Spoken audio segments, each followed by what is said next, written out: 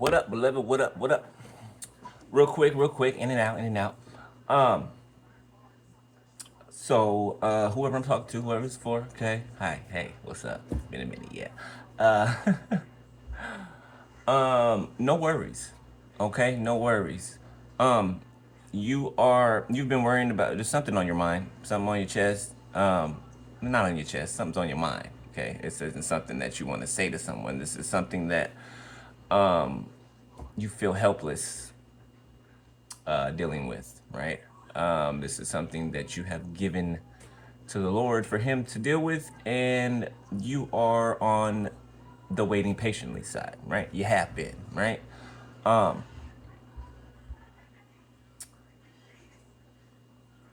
So you moved out of the way, beloved. All right, whoever I'm talking to, you moved out of the way right on time. Okay, whenever this was, right, you were, whether this was a business deal, right, a contract, a relationship, whatever it was, however it pertains to you. Okay, and remember, I say this all the time, but let me reiterate it. Take everything that you hear from everyone, okay, to the Lord, okay, to see if that's for you, period. And just period, do that anyway, okay? Somebody needs to hear that. So the verse is Psalm 3, what is it? Psalm 34 and 8, okay? Psalm 34 and 8. Taste and see that the Lord is good. Blessed is the one who takes refuge in him. Okay? Blessed is the one who takes refuge in him. Beloved, you moved out of the way right on time. Okay? Um, there was something that was going on that you could not see, right? Because you were right up on it, right? Meaning you were in the middle of it while it was happening. Okay?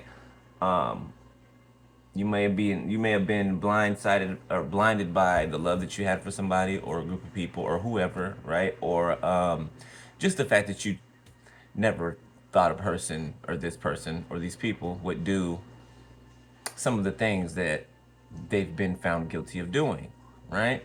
There's no longer just accusations red-handed, okay? There's no they have no defense, right? They have no backpedaling that they can do, okay? Not at all, right? They were allowed to set themselves up in a way, right? You ever heard the saying, it gave him enough rope to hang himself with? Yeah, well, I don't like the example. Maybe I could use a different example, but you know what I mean, right? So you were told to move out of the way, right, by your angels, right? And it may have taken you a while, right? For some of you, you took it on the first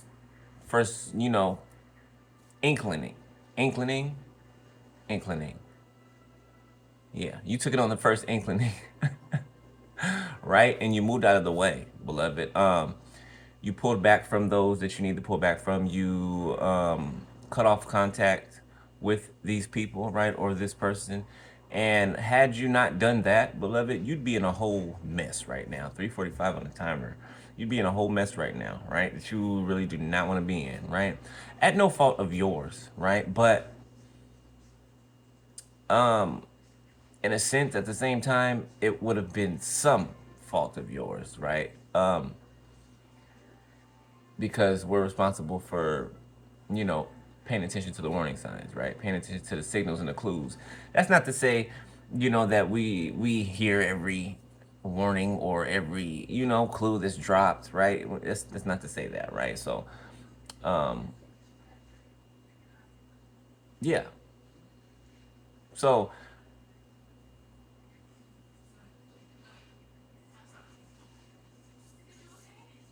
you stepping out of the way, right? Removing your energy, your anointing, right, from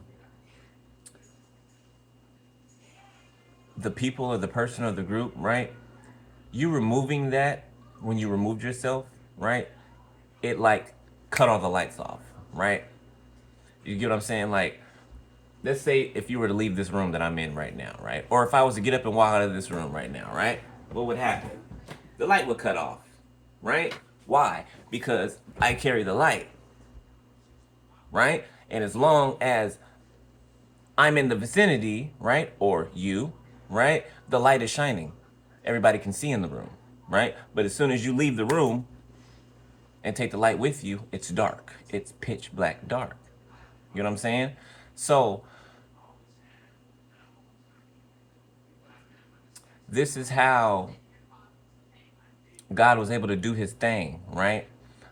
Because you allowed him to, right? You took your hands off of it, you moved out of the way, and you put it in God's hands, and you didn't keep going back picking it up, right? So that allowed God to move how God moves, okay? And everything's fine. Everything 555 on the timer. Everything is fine, copacetic, all right? And that's what happens when you take refuge in the Lord, like for real. You know, it might be a little time strenuous or whatever. You're taught patience, right? We're taught patience in this thing, right?